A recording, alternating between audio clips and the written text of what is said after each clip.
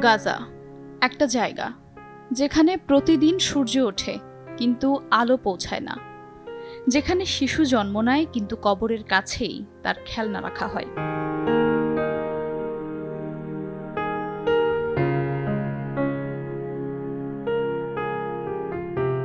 তারা মুসলিম, তারা মানুষ, তারা ফিলিস্তিনি, কিন্তু আজ তাদের জীবনের দাম যেন একটা পাথরের চেয়েও কম।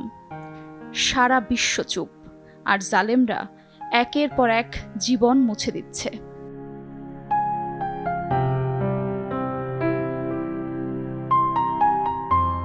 কিন্তু আল্লাহ চুপ নন।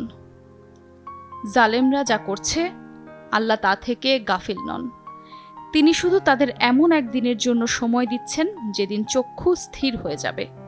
সূরা ইব্রাহিম আয়াত ৪২।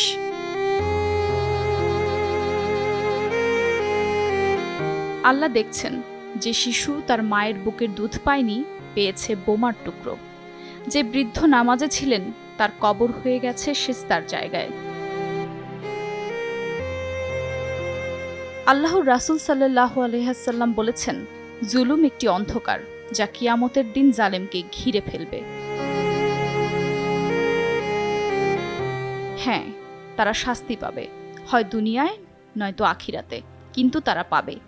আর আমরা কি করলাম? দোয়া তো করলাম ঠিকই, কিন্তু কণ্ঠ তুললাম কি? তাদের রক্ত যদি আপনাদের বিবেক না জাগায়, তাহলে মনে রাখতে হবে, আপনি জালেম নন ঠিকই, কিন্তু জুলুমের পক্ষে থাকাও কিন্তু এক ধরনের অংশীদারিত্ব।